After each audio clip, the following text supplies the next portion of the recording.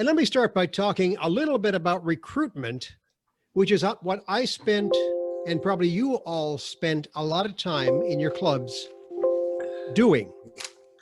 Begin by finding out who may be interested in joining. So the key word to me about recruitment, 3 words: you go find them. Now, I'm not going to use recruiting. I'm going to say, as my book does, stop recruiting, start attracting, because attraction draws a person toward membership. 3 key words: they find you. Let's just stop there for a minute. Recruitment means you go find them. You search all over town for membership potential. But when it's attraction, they're going to find you. Now, if I was with you today, I'd ask you 2 big questions. One is a recruitment question, and that is, why do you want new members? Again, if I was sitting with you and I asked you to raise your hand and respond to that, I think I'd come up with basically 3 things that you'd tell me about why your club wants new members. You'd probably say, gee, new members bring us new ideas, new service projects, new foundation, new dollars. Or maybe you'd say, we do a lot of work. We're a service club, so we need more help. And maybe because you're very much fellowship driven as a Rotary Club, you'd say, I want more friends in my club. So why do you want new members? I think you'd come up with new ideas, more help, more friends. But if I ask you the other question, that is the attraction question, it would go like this: why do they want us? Now, I know you're a service organization, therefore you do a lot of service, but you may be surprised to find out when I talk to particularly young people, millennials, about their attraction toward Rotary, service comes in as almost number 5. So let's look at the first 4 that they always tell me. Number 1, they want a network. They've heard that Rotary clubs are the movers and shakers in a community, and they're new in their careers, and they want to get to know a lot of people, and networking is still very important. It was to us when we were heavily into our learning the business when we started out in our careers. But to the millennials particularly, networking is number 1. Number 2, they want a social organization. They want a chance to make new friends, and friends among those people who are, as they will tell you, involved in their communities. Number 3, they want to learn something new. And that's why when they come to a meeting, they want a speaker, maybe the Costco manager, maybe a insurance gentleman, maybe a lady who runs the real estate firm. They want to learn something new at every meeting. And number 4, they want to have some fun. And that's Rotary for all of us. But they're telling you, number 1, they want a network. Number 2, they want social. Number 3, they want to learn something new. Number 4, they want fun. And lastly, of course, they want to do service. Interesting thing about the young folks that we try to attract, they already do a lot of volunteer work. They've got their church, they've got their schools, they've got if they're parents already, they've got kids' involvements with sports and things like that. So they're not short on an opportunity to do service. But unique is unique. Now, I have 3 keys I want to share with you about attraction. The idea of attraction. Number 1 is people are interested in what benefits them.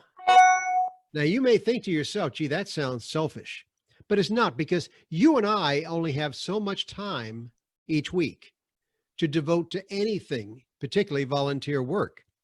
And they're saying, what do I get when I give?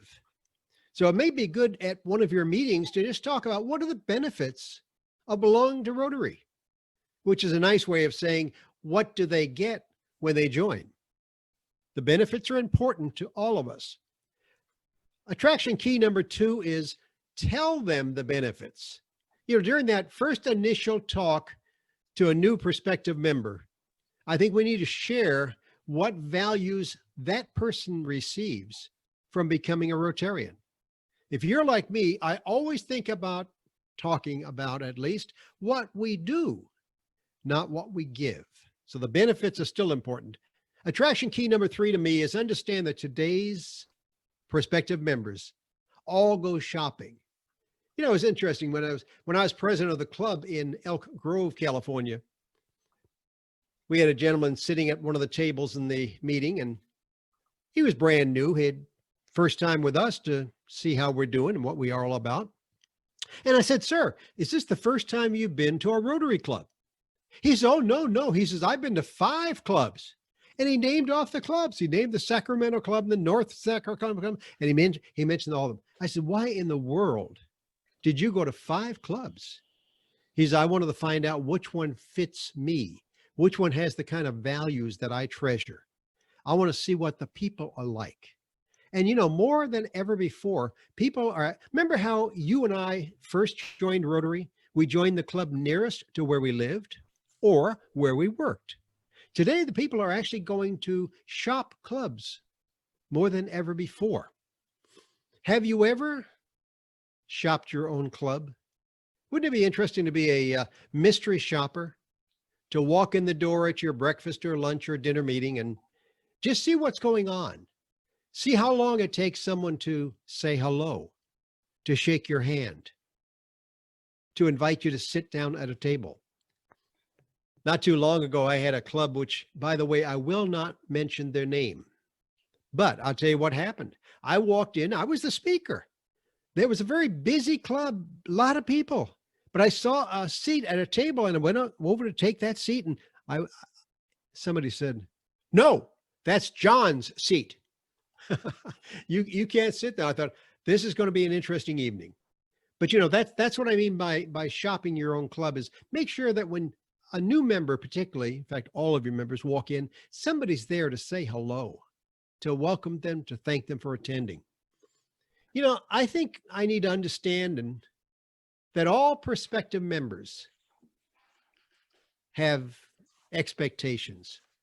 Think about an expectation. Many of you are in probably customer service. And when I say expectations, I know what you're saying. You say, yes, we've got to meet their expectations. And I'm going to look you in the eye and say, no, you have to exceed their expectations. And that's an interesting thought. Now, in my introduction, you heard that I travel about 100 days a year, and I'm on an airplane and in hotels a lot, of course, speaking to different groups. But I was in Chicago last year and staying at the Grand Hyatt on Michigan Avenue, beautiful hotel. Now, what was my expectation when I went to that Hyatt hotel? I expected them to be warm and friendly and clean and luxurious, and they were. So my expectation was met, but I had a gentleman in a suit and tie, and he had a Hyatt badge on one side of his coat, and the other side had this big round button that said 10 and 5. I had no idea what that meant, 10 and 5. So he happened to be getting in the elevator with me. So when we were in the elevator, I said, "Sir, what does that 10 and 5 mean?" He's at a Hyatt hotel. And I'm so embarrassed, he said, so embarrassed. At a Hyatt hotel, 10 feet from a guest, you smile. And 5 feet from a guest, you say, "Good morning, sir. Good morning, ma'am." And we were caught by corporate not doing it. So for a whole month, we have to wear these badges that say 10 and 5. And everybody's asking me about it. And that's exactly why I was so embarrassed about it. Now, sometimes I'm going to pick on Motel 6 for a minute, because when I was in Peoria, Illinois, that was the only hotel that was available. But what's my expectation when I walk into a Motel 6? Well, I'll tell you what it is. You know what it is. I would be unhappy if they hadn't left the light on for me. Isn't that their ad all the time? They'll leave the light on for you. So they did. And I was fine with that hotel too. You know, I'm looking to attract people, particularly new members, who have 3 things. One is a business attitude. Now, you may not always think of your club as a business club, but that's how it started. And that's really in its own way what we are in many ideas of business.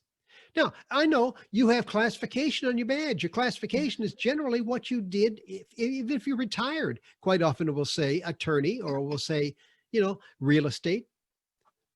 Having a business attitude, I want. Number 2, I want you to have a service attitude. You got to be willing to do something. And three, I want you to have enough time to attend meetings, to come to various service projects. So three things: business attitude, service attitude, and enough time. I don't want, and this is kind of funny to say, a warm body. You know, some people are just warm bodies. They'll attend a meeting once in a while. They may come to a service project once in a while. They're a good warm body. I want Rotarians who are willing to give the time and work in my club. I don't want just a checkbook. Sometimes you get people in who say, oh, I'll write you a check for that, but they never show up for meetings. They never show up for service projects. So I don't want warm bodies, and I don't want checkbooks. I want people who are willing to do something to help the club at all times. I'm suggesting right now that you want to define exactly the kind of person that you want to attract. Define the kind of person you want to attract. I'm going to give you 4 possibilities and see if these fit your desires. 1, I want young people. Now, when I say young, I'm talking 20s and 30s and 40s, because we know our average membership age is probably over 40, maybe more 50, and some clubs maybe 60 is the average age. So I want to attract some young members. I also want sometimes family-oriented people, people with kids and people with spouses and people who are a little different than just a single person. I also want, and looking at the number of people attending today, you have plenty of women in your clubs, but I want women in my club. And I want boomers. I love boomers. You know, think about boomers for a minute. They're retiring at the rate of 10,000 a day until the year 2030. That's crazy. Now, we keep hearing about the lack of young members. Now, I said how young? 20s, 30s, and 40s are what I'm looking for. Now, you all know who started Rotary, Paul Harris. You know it was 1905, but do you know how old he was when he started Rotary? 36 years old. And he had 3 fellow attorneys who helped him start this. They were 38, 40, and 36. What was Rotary when it started? A young man's business organization. Women weren't yet in Rotary, so it wasn't women, but it was a young man's, since he was 36 years old. The problem with young people, particularly as prospective members, is they don't know anything about Rotary. Now, I'm a Starbucks guy. You can see by my cup right here. And I spend, prior to COVID, when we could go into Starbucks and sit down and have a mocha, I was doing that one day about a year ago. And there was a young man I was talking to. And the nice thing about sitting at Starbucks is you can talk to each other, even though they got their smartphones out and their computers out. They still carry on conversations with each other. And I said to him, I said, sir, what do you know about Rotary? He looked at me and he said, is that like one of them Kiwanis, lions, one of those kinds of things? In other words, he knew nothing about Rotary. And that's been my experience with young people. They don't really know what we do and what we are in Rotary. If you're trying to invite young people, then the types of projects, the service events, need to sometimes be altered to attract them. They love green, environmental, community gardens, kinds of things, anything environmental that would interest them. And if you're trying to attract more family-oriented people, then goodness sakes, make sure that the entire family is available at times. Maybe the kids can attend one of your meetings. Maybe the spouse is involved with various functions. Even though they don't become members, they still feel like a part of that Rotary Club. More women. I was excited to find out recently that in America's major corporations, right now we're at 50% of the CEOs are women. Now, why isn't Rotary then 50% women, and should be? And it's probably a goal we should make, that at least half of our membership could be women. Boomers are hitting, as I said, the retirement age at 10,000 per day retiring. You know, there's something interesting about retirement. We look so forward to it, but yet once we retire, we've lost a whole lot of what was important to us, primarily the people in the office, the ones we may have griped about and now we miss. And I think Rotary will give all retired folks, all boomers particularly, a chance to do something again with meaning in their life, because you may be feeling a miss of that. It's important to define, in my mind, the kinds of groups that you want to attract. And I'm looking at groups such as I talked about, family-oriented, young and boomers and women. It's important because you attract each of those groups a little differently. In other words, you want to tailor your attraction methods to the groups. Now, take a look at your membership in your club. And how would you define your current members? Probably going to define them as being a little older than the groups I'm talking about right now. Don't know how you feel about diversity and about gender and all those kinds of things in your club. But certainly what you're lacking is what you want to start attracting, of course. Or are you just seeking to attract more of the same? Maybe. Not wrong, but certainly not a variety of membership which would help your club, I think. Now, where can you attract? I'll tell you what you're not very good at, because I'm not either. Attracting my friends. It's an interesting thing, isn't it, that you don't ask your friends to come to Rotary Club even as a guest. And you know why? You're a little bit afraid they're going to say no. You're going to be a little embarrassed if they turn you down. So the easiest way to avoid that embarrassment is don't ask them. But you know what? You know why your friends are so good? They're just like you. Isn't that true? Your friends are more like you than different than you, so they'd make perfect Rotarians. Number two, I hope that many of you are in the Chamber of Commerce in your town. I love the Chamber of Commerce as a recruiting tool, I should say attracting tool, which it is, to Rotary, because those are all business people. I love going to the luncheons and the dinners, and particularly going to the ribbon cuttings. That is the brand new places opening in town. Because you know what it is? Those are brand new people in town, brand new business people, and they need us. They need to be involved in all the things that Rotary does. We'll help their business and we'll help our club, both. And local businesses. Now today it's only 2 o'clock here, so I have time to do 5 things this afternoon. One is to go get my cleaning at the cleaners. Another is go to the bank. A third one to go to Home Depot.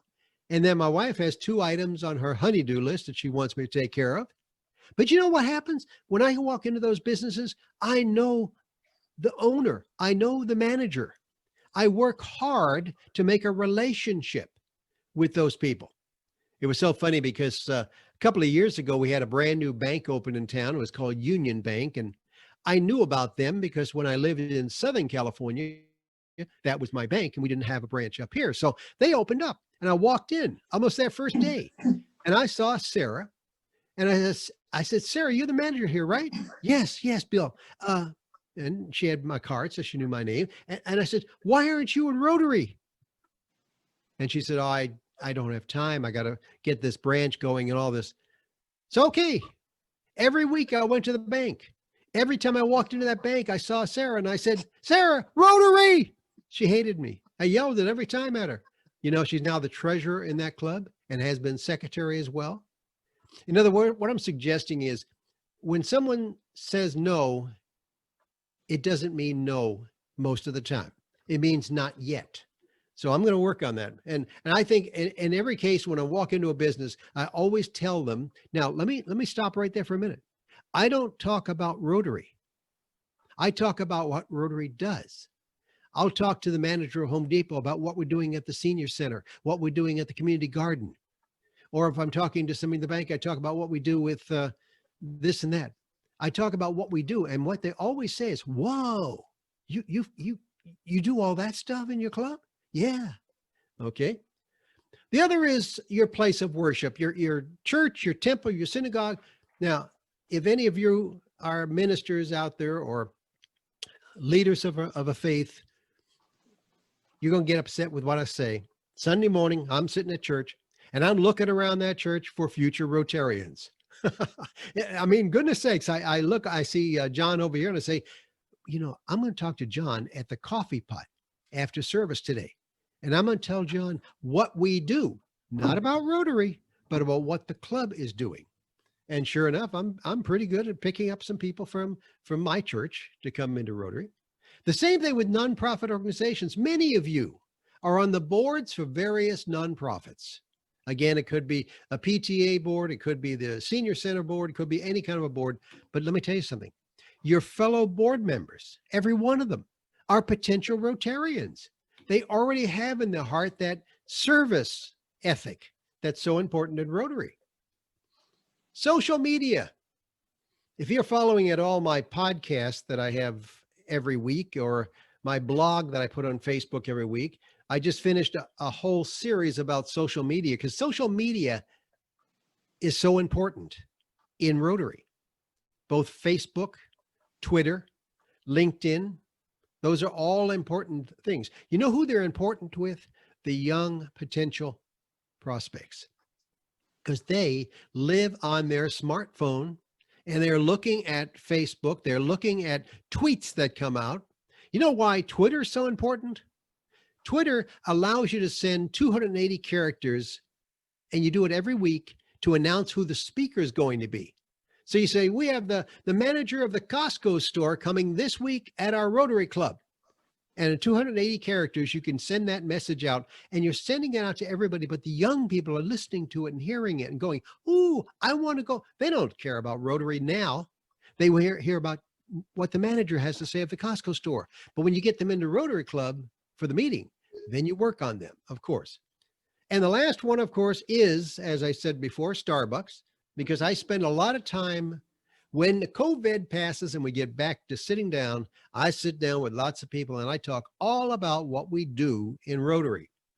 Now, I can't look at all your websites, but I wish I could, because I'll tell you, I'd be a little nervous when I look at your website about the club, because that website is the most important vehicle you have for sharing what you do. But I hope that you feature the speaker each week in there. I hope their pictures in there. I hope their backgrounds in there. I hope the topic they're going to talk about, because that's an attraction tool. I hope it's up to date. LinkedIn, very important. LinkedIn is a business tool. If you don't know LinkedIn, just take the time to Google LinkedIn sometime, because Rotary even has their own LinkedIn page on, a page on LinkedIn. Instagram, for all your pictures on Instagram. Again, that's what the young people look at, is Instagram. And your newsletter is very important too. And I hope that it's not only in print, but it's a digital newsletter as well. The young folks don't know how to handle a piece of paper, but they certainly know how to handle Google. 3 final hints. 1, don't invite any of those prospects to a meeting. They don't need one more meeting. Invite them to have lunch with you at the Rotary Club. Just don't tell them who's going to be there. Just say, I want you to have lunch with me. Oh, we're going to meet over here at the, and name the restaurant. And by golly, it's also the Rotary Club meeting that day. I'm teasing you, but the meeting is not the important part. The important part is having lunch or breakfast or dinner with that particular member. And you're going to buy them dinner, I hope. And number 2, hint, don't talk about polio. Don't talk about babies dying in Africa. Don't talk about any of those things.